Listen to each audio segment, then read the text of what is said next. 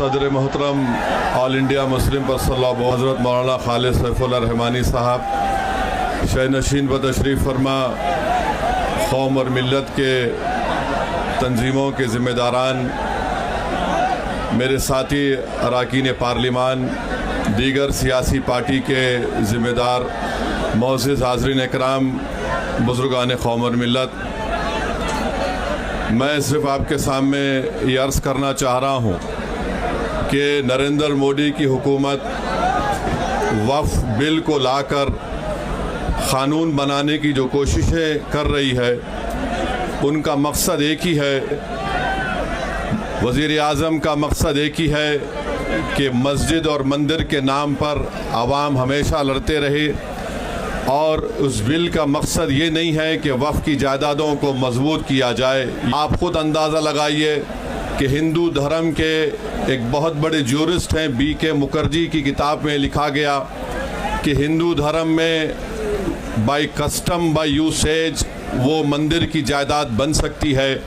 तो नरेंद्र मोदी वक्फ by user को इस तरह से ख़त्म कर रहे हैं कि अगर कोई डिस्प्यूट होगा या गवर्नमेंट प्रॉपर्टी होगी तो वक्फ बाय यूज़र नहीं रहेगा। दिल्ली में 123 वक्फ की जायदादें हैं जिस पर मरकज़ी हुकूमत का कि ये गवर्नमेंट की प्रॉपर्टी है। कलेक्टर को इख्तियार देने का मतलब यही है कि कलेक्टर हुकूमत के हक़ में फ़ैसला देगा।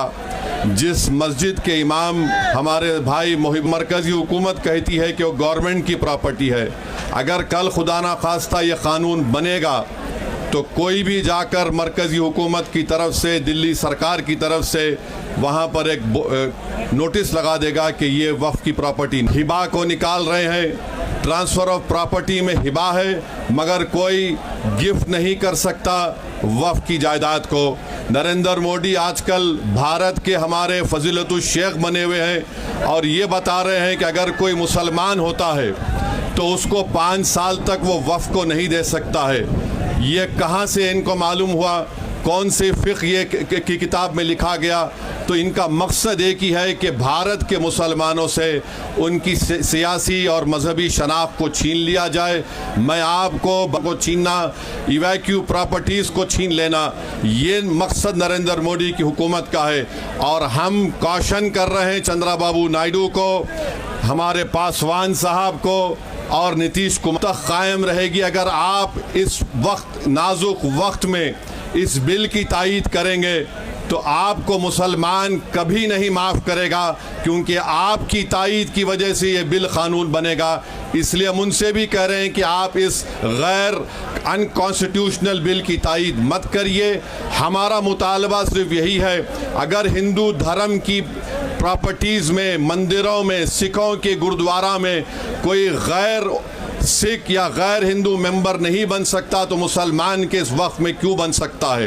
तो ये तमाम चीज़ें हैं। हम उम्मीद करते हैं कि हुकूमत इसका नोटिस लेगी। अगर नरेंद्र मोदी इस मुल्क के अमन को ख़राब करना चाहते हैं, वो मस्जिदों और मंदिरों के झगड़ों में जारी होगी।